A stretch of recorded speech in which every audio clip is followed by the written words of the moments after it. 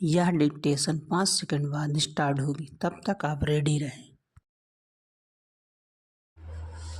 Ready start. मानव सभ्यता में शुरू से ही नदियों का महत्व रहा है।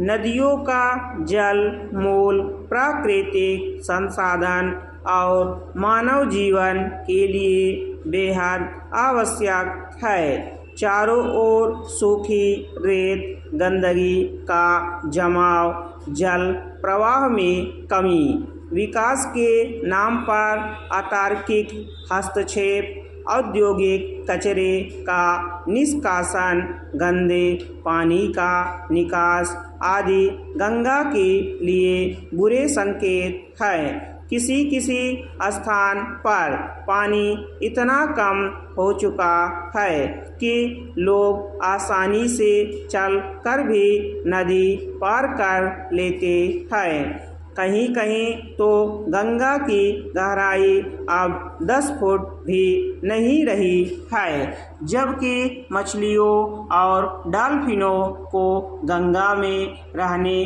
के लिए कम से कम 12 से 18 फुट गहरे पानी की आवश्यकता होती है।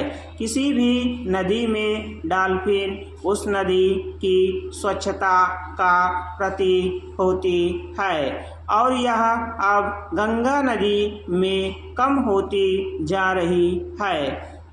पर क्या वास्तव में हम चिंतित हैं? गंगा को बचाने के लिए जिसके आचमन मात्र से हम खुद को शुद्ध मान लेते हैं, चिंता करना, उसके बारे में बातें करना, उस पर तमाम सरकारी परियोजनाएं बनाना अलग बात है और ईमानदार प्रयास अलग बात है। भारत में गंगा समेत अन्य नदियों को प्रदूषण से मुक्त बनाने के लिए राष्ट्रीय नदी संरक्षण और रिवर फ्रंट डेवलपमेंट जैसी योजनाएं चलाई जा रही है।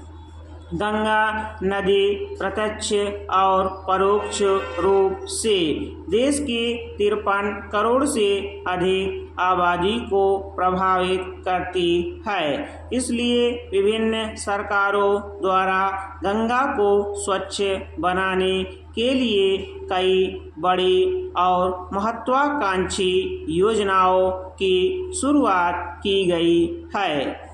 अब नमामि गंगे परियोजना को भी शुरू हुए 10 वर्ष पूरे हो चुके हैं। इसलिए देशवासियों को यह जानने का अधिकार है कि ऐसी परियोजनाओं का परिणाम क्या है। इस तरह की परियोजनाएं जितने दिखावे और शोर के साथ शुरू होती हैं, उनका क्रियान्वयन ना तो उतना आसान होता है और न ही उतनी गति पकड़ पाता है। गंगा और अन्य नदियों के किनारे सुंदर घाट बनाकर सुंदर तरीके से उनकी आरती करने और देखने की व्यवस्था करना एक धार्मिक और सांस्कृतिक कार्यक्रम हो सकता है, जिसका अब अपना व्यावसायिक महत्व भी है। पर यह नदियों की स्वच्छता और अविरलता को लेकर कितनी अलग जगह सकेगा, यह सोचने वाली बात है। गंगा समेत सभी बड़ी नदियों की सहायक नदियों को भी पुनर्जीवित करना और उन्हें साफ रखने के महत्व को समझना होगा। हजारों करोड़ों रुपए खर्च करने के बावजूद गंगा के स्वच्छ होने और अविरल बहने वाली बातें अभी दूर की कौड़ी हैं। जिस वाराणसी के घाट और वहाँ मृत्यु होने पर मोक्ष प्राप्ति की बात कही जाती है, उसी वाराणसी में गंगा थकी हुई सी चलती है। ऐसे में यमुना नदी की बात करना तो बेमानी है। इस नदी का अधिकांश हिस्सा स्नान करने लायक भी नहीं है।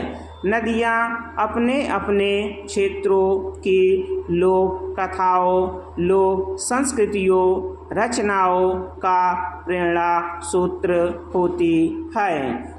इन नदियों ने अनेक दार्शनिकों को अपनी ओर आकर्षित किया है। एक नदी में जीवन और मृत्यु, सृजन और विनाश का चक्र निरंतर चलता रहता है। जब किसी भी नदी को बचाने और संवारने के लिए किसी भी परियोजना को लागू किया जाता है, तो नदी के साथ साथ उसका मानव समाज के साथ संबंधों को समझने की भी कोशिश करना आवश्यक है। जलवायु परिवर्तन से जुड़ी एक रिपोर्ट में कहा गया है कि गंगा, सिंधु और ब्रह्मपुत्र सहित दक्षिण एशिया की प्रमुख नदी घाटियों पर जलवायु परिवर्तन का खतरनाक प्रभाव दिखाई दे रहा है। स्टॉप।